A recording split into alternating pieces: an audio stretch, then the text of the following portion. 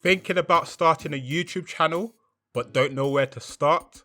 In this video I'll be demonstrating from start to finish how you can make this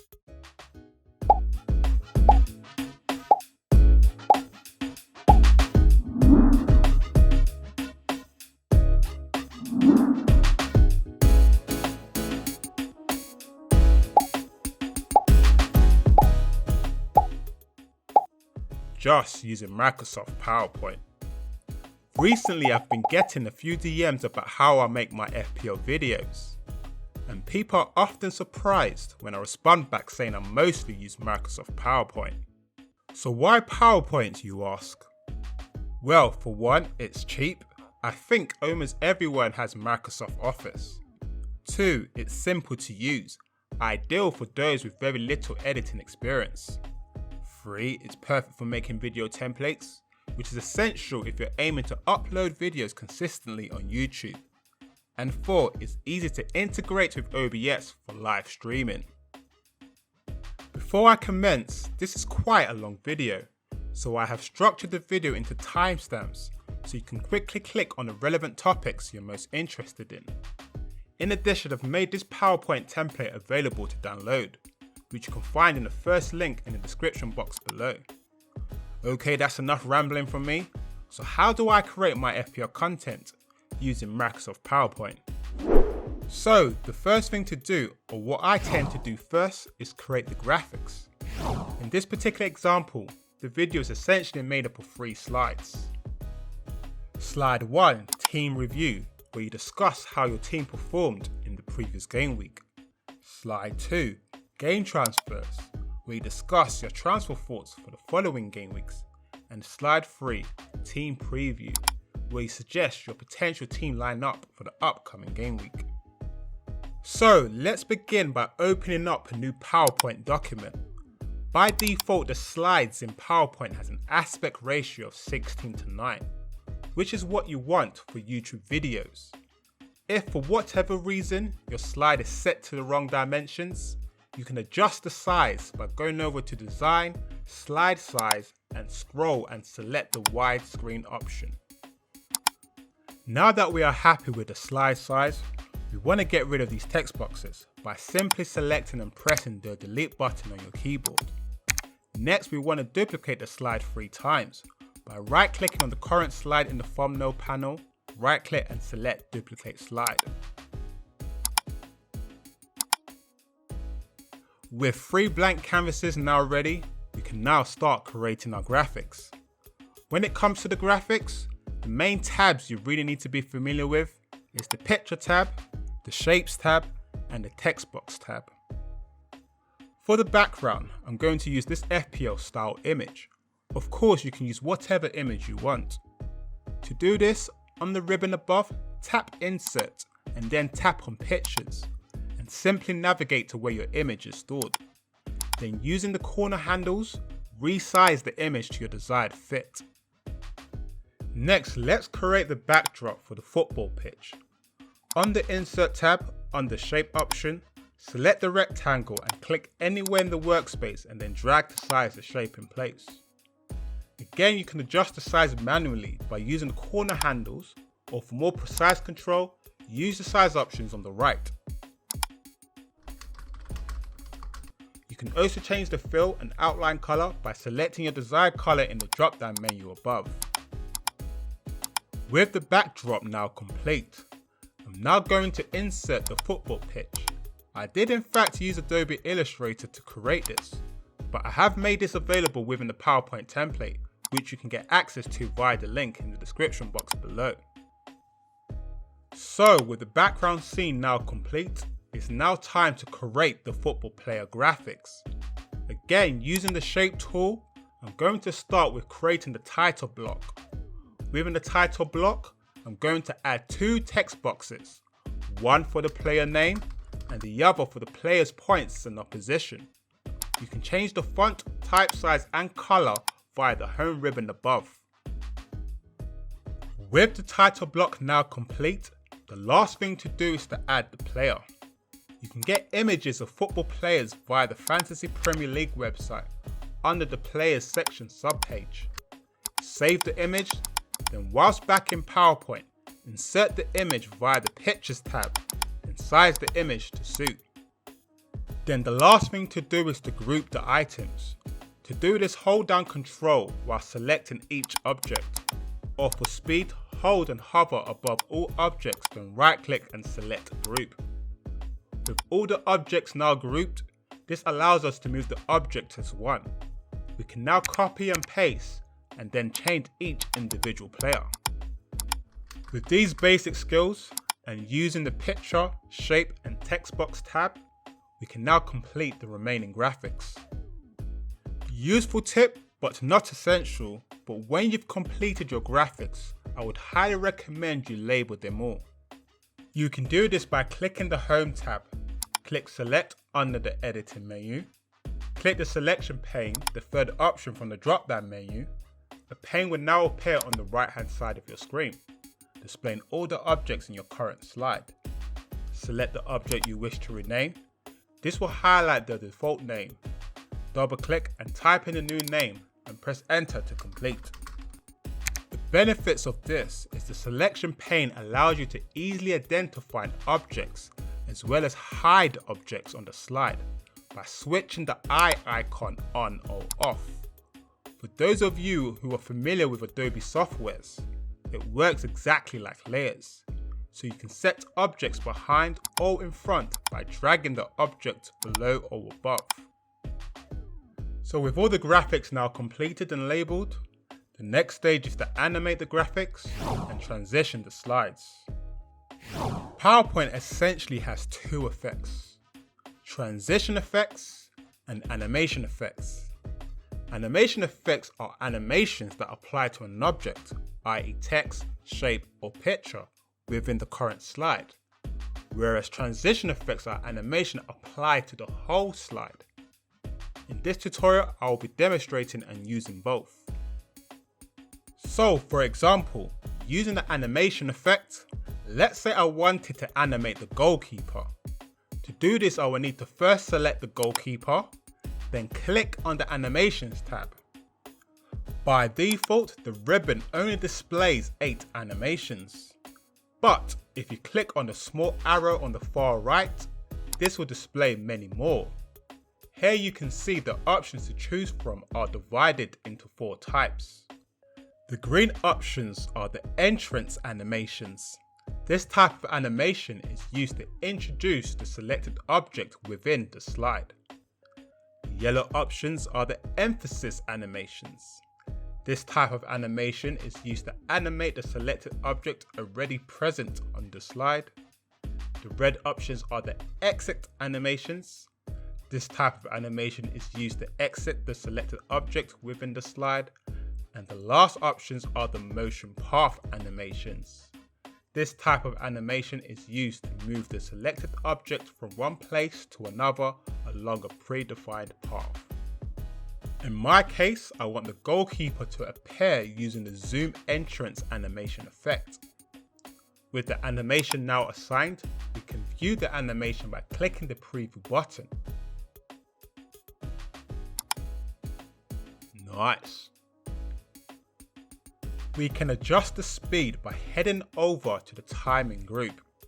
Under the duration option, we can see the speed is set to ½ a second. We can adjust the speed by selecting the up and down arrows, or alternatively, just type in the amount in the field box. It's also important to turn on the animation pane. The animation pane should open either on the left or right hand side of your window, and essentially display the list of animated objects on your current slide.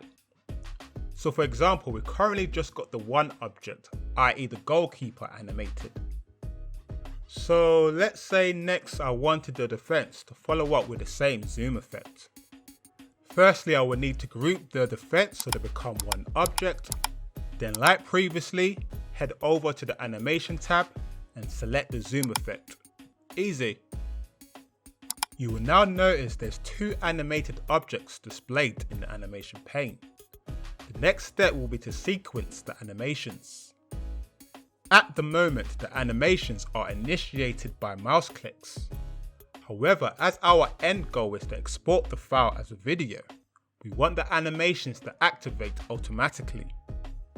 So, for example, if I wanted the defense to appear after or once the goalkeeper has appeared, to do this I will need to select the defense and in the animation pane, right click and select Start After Previous.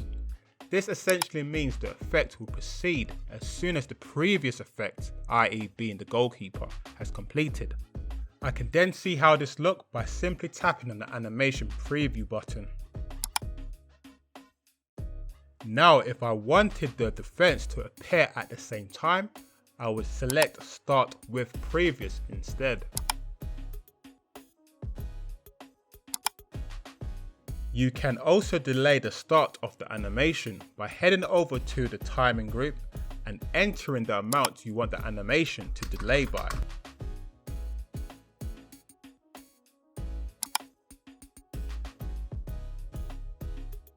You can also reorder the sequence, so if, for example, I wanted the goalkeeper to appear after the defense, in the animation pane, I would simply drag the goalkeeper below the defense and select Start After Previous.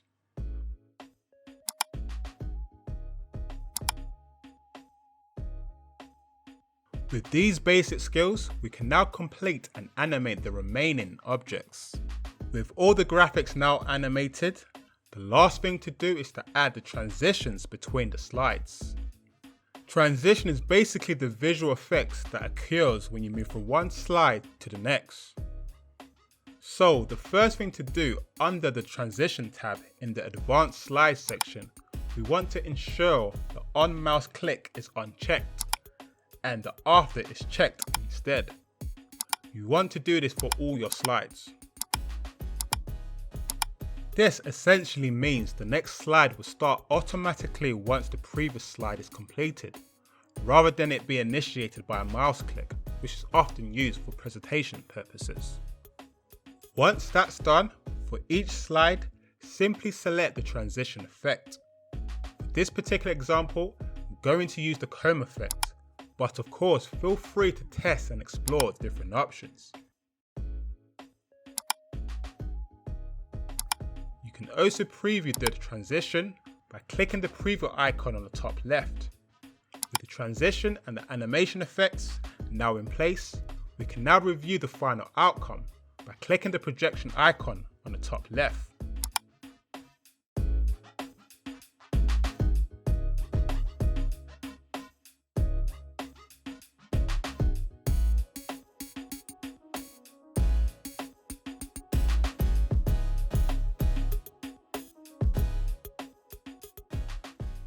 Lovely. Now the beauty of using Microsoft PowerPoint is once you're satisfied with your layout, graphics and animation, we can save this file as a template, ready to use again for the next upcoming game week. To do this, you simply click on File and then scroll down and select Save As. In the file name box, name your template, then in the Save As type drop down menu, select PowerPoint template. Then click Save to finish. So the next time you open PowerPoint, all you have to do is select the template, which should be saved under More Themes, then Personal. Then from here, all you're simply doing is updating the images and text. Because remember, the transitions, the animations are all in place. Simple, right? And trust me when I say having a template in place is essential if you're aiming to upload videos consistently. This is one of many reasons why I like to use PowerPoint. So with all the animation now completed, the next stage is to add some audio. For this section of the video, I'm going to demonstrate two workflows. The first demonstration will be my workflow, but this will consist of you having Adobe Premiere Pro and Audacity. Whereas the second demonstration will be staying in PowerPoint and adding the audio that way. Thus, for those of you who are solely interested in staying and working in PowerPoint only, then I would suggest skipping this section and head over to the next chapter in the timestamp. With that being said, I will now demonstrate my workflow. So let's head back to PowerPoint The first thing we want to do is export our file into a video format, in this case to an MP4. To do this, head over to File, Export, then scroll down to create a video. Here you can either leave it at Full HD or alternatively select Ultra HD, which essentially is 4K. But bear in mind with 4K, the file size will be a lot larger and will take longer to export. With the video now exported, we can now launch Adobe Premiere Pro. To start a new project, select New Project, give your project a name, then browse and select where you want the project to be saved. Next, we then want to drag and drop our video file we just exported from PowerPoint into our timeline. For all my audio recording, I personally use a free software called Audacity. Like before, drag and drop your audio file into the timeline as well. With both video and audio file now in place, the next stage is essentially to match the video with the audio. So for instance, if I wanted to freeze the video whilst I'm speaking about the goalkeeper's performance before the defense appears, I can do this by locking my audio first so I don't accidentally alter it. Then in the program monitor, using the blue playhead, pan to where you want the video to freeze. You will notice this will simultaneously move the playhead in the timeline below. Once you have found the frame you wish to hold, right click on the video file and scroll up and select Insert Frame Hold Segment. A 2-second freeze frame will now appear. You can then adjust the duration by simply extending or reducing the frame to suit your audio below. Then hit the play button to review your edit. And literally that's all the skills you really need to know. With the graphics and animation all already set up in PowerPoint, all you're really doing in Premiere Pro is matching the audio with the video using frame holds. And of course, you can also add some background music or some sound effects to liven up your video. In the description box below, I've added some of my favorite resources for free background music and sound effects. Once you have finished editing, the next stage, which is the best stage, is exporting your video ready for YouTube. To do this, head over to File, Export, Media. Then you want to ensure the format is set to H.264. And for ease, I typically use a YouTube preset and select either the 1080p Full HD or the 4K Ultra HD. It really depends on whether you exported your PowerPoint file in HD or 4K. And that's it. You're now ready to upload your first video. Next, for those of you who don't have Adobe Premiere Pro, I'll now demonstrate how you can add and sync your audio via Microsoft PowerPoint. So let's head back to our PowerPoint file. So firstly, we want to select the Insert tab at the top, then head over to Audio in the Media section. But before selecting, you want to ensure your audio device is enabled. To do this, go to the sound icon, which is typically located at the bottom right corner of your taskbar. Right click and then select Open Sound Settings. From here, go to and select Sound Control Panel. Then click on the Recording tab. Here you will see if your microphone is enabled. If your microphone is disabled, you just simply right click and select Enable. For quality recording, I would personally recommend you get the Blue Yeti microphone. So there are two ways of doing this. One, you can record your audio first on a separate app like Audacity for example, and then add the recording by selecting Audio on my PC, and then simply navigate to where the audio is stored. But for those who are looking to record your audio within PowerPoint, the second option will be to select Record Audio. This will prompt the Record Sound box. Here you can then name the audio to whatever you like. Then once you're ready, simply hit the Record button. Once you're done, just simply hit the Stop button. And to hear it back, you've guessed it, you click the Play button. Once you are satisfied with your recording, you should end up with this sound looking icon. Move the icon into the corner, and more importantly, ensure hide during show is checked. Now the next step will be to sync the audio with the animations. To do this, firstly open up the animation pane and drag the audio to the very top. The next step is to establish the timing of the animated objects. To do this, hair back your audio file. Whilst using the play and pause button, take notes of the time of when you want the animation to activate.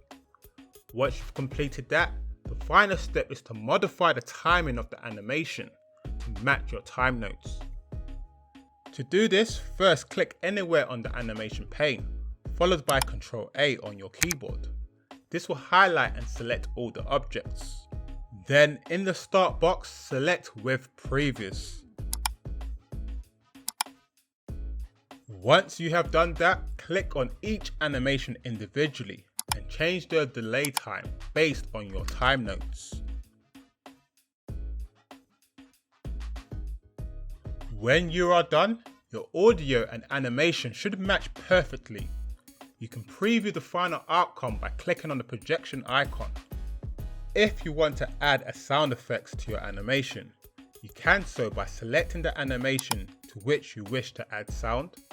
Click the down arrow on the right and then scroll down and select Effect Options. From here, this menu will appear. Under the enhancements, you can select Default Sound Effects, which comes with PowerPoint, or if you've got downloaded sounds saved, you can scroll down to the button and select Other Sound. And that's it. Simple. The last thing to do now is to export the file into a video format. To do this, head over to File, Export, then scroll down to Create a Video. Here you can either leave it at Full HD, or alternatively you can select Ultra HD, which essentially is 4K. And that's it. Your video is now ready to upload onto YouTube. Don't forget, if you wish to download this particular PowerPoint template, you can so by using the first link in the description box below. I've also got a range of different themes to choose from, as well as different topics from player stats, team line predictions, and many more.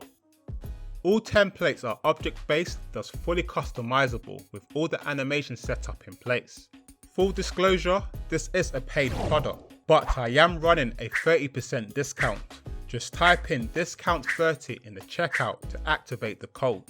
Click the first link in the description box below if this interests you. I hope you guys find this video useful, and I hope I've demonstrated you don't need massive editing experience or expensive software to produce quality videos, and you can literally start right away using Microsoft PowerPoint, which is probably already installed on your PC.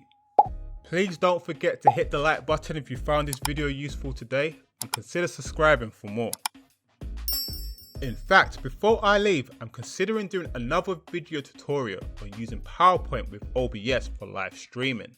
If this is something that interests you, let me know in the comments below.